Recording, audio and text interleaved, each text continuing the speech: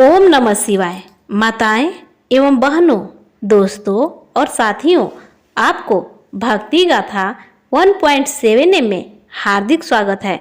तो आइए आज हम सुनेंगे सावन मास में पड़ने वाली हरियाली तीज की व्रत कथा। सावन मास के शुक्ल पक्ष की तृतीया तिथि को महिलाएं शिव पार्वती की विशेष पूजा करती है। उसे हरियाली तीज कहा जाता है। देश के बड़े भाग में यही पूजा आषाढ़ तृतीया को मनाया जाता है। उसे हरितालिका तीज कहते हैं। दोनों में पूजन एक जैसा होता है, अतः कथा भी एक जैसी है। सावन मास के शुक्ल पक्ष की तृतीया को सावड़ी तीज कहते हैं, परंतु ज्यादातर लोग इसे हरियाली तीज के नाम से जानते हैं। यह त्योहार मुख्य रूप से उत्तर भारत में मनाया जाता है। इस दिन स्त्रियां माता पार्वती जी की और भगवान शिव जी की पूजा करती हैं। इस दिन महिलाएं निर्जला व्रत रखती हैं और इस व्रत को करवा चौथ से भी कठिन व्रत जाना जाता है।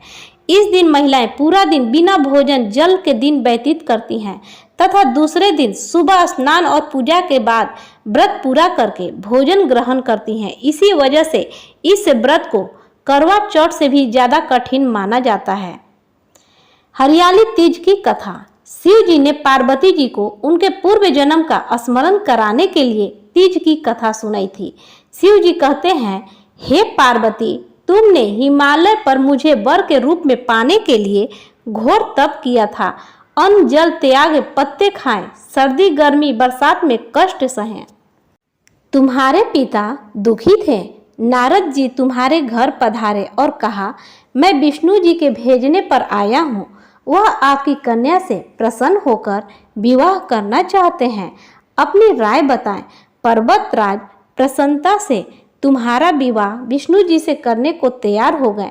नारद जी ने विष्णु जी को यह शुभ समाचार सुना दिया, पर जब तुम्हें पता चला तो बड़ा दुख हुआ। तुम मुझे मन से अपना पति मान चुकी थी। तुमने अपने मन की बातें सहेली को बताई। सहेली ने तुम्हें एक ऐसे घने वन में छुपा दिया जहां तुम्हारे पिता नहीं पहुंच सकते थे। वहां तुम तप करने लगे। तुम्हारे लुप्त होने से पिता चिंतित होकर सोचने लगे, यदि इस बीच विष्णु जी बारात लेकर आ गए तो क्या होगा। शिव जी ने आगे पार्वती जी से कहा, तुम्हारे पिता ने तुम्हारी खोज में धरती पाताल एक कर दिया था, पर तुम न मिली। तुम गुफा में रेत से शिवलिंग बनाकर मेरी आराधना में लीन थी। प्रसन्न होकर मैंने मनोकामना पूरी करने का वचन दिया। तुम्हारे पिता खोजते हुए गुफा तक पहुँचे। तुमने बताया कि अधिकांश जीवन शिव जी को पति रूप में पाने के लिए तप में बिताया है। आज तप सफल रहा। शिव जी ने मेरा वरण कर लिया। मैं आपके साथ एक ही शर्त पर घर चलूंगी, यदि आप मेरा विवाह शिव जी से करने को राजी हो। पर्वतराज मान गए। बाद में विधि विधान के साथ हमारा विवाह किया गया। हे पार्वती, तुमने जो कठोर व्रत किया था उसी के फल स्वरूप हमारा विवाह हो सका। इस व्रत को निष्ठा से करने वाली स्त्री को मैं मनवांछित फल देता हूँ। उसे तुम जैसा अचल सुहाग का वरदान प्राप्त हो। सावन महीने के शुक्ल पक्ष की तृतीया तिथि को कहीं कजली तीज तो कहीं हरियाली तीज के नाम से जाना जाता है। भविष्य पुराण में देवी पार्वती बताती हैं कि तृतीया तिथि का व्रत उन्होंने बनाया है, जिससे स्त्रियों को सुहाग और सौभाग्य की प्राप्ति होती है।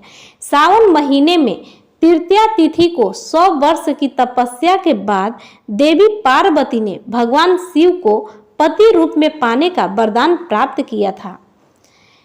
हरियाली तीज के दिन विवाहित स्त्रियां अपने पति की दीर्घायु के लिए व्रत रखती हैं। इस दिन स्त्रियों के मायके से श्रृंगार का सामान और मिठाइयां उनके ससुराल भेजी जाती है।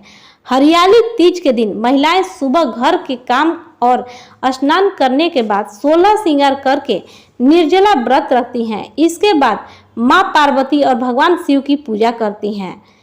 पूजा के अंत में तीज की कथा सुनी जाती है। कथा के समापन पर महिलाएं मां गौरी से पति की लंबी उम्र की कामना करती हैं। इसके बाद घर में उत्सव मनाया जाता है और भजन व लोक नृत्य किए जाते हैं। इस दिन हरे वस्त्र, हरी चुनरी, हरा लहरिया, हरा श्रृंगार, मेहंदी, झूला झूलने का भी रिवाज है। जो भी स्त्री हरियाली तीज का व्रत करती है, भगवान उसकी पति की आयु लंबी करते हैं। स्त्रियां सदा सुहागन बनी रहती हैं, उनका घर खुशियों से भरा रहता है, उनकी सभी मनोकामनाएं पूरी होती है। तो प्रेम से बोलिए भगवान शंकर की जय, माता पार्वती की जय, भगवान गणेश की जय, समस्त देवी देवताओं की जय। दोस्तों, अगर आपको हमारी वीडियो अच्छी लगी हो तो लाइक, शेयर, कमेंट एवं सब्सक्राइब जरूर करें। धन्यवाद।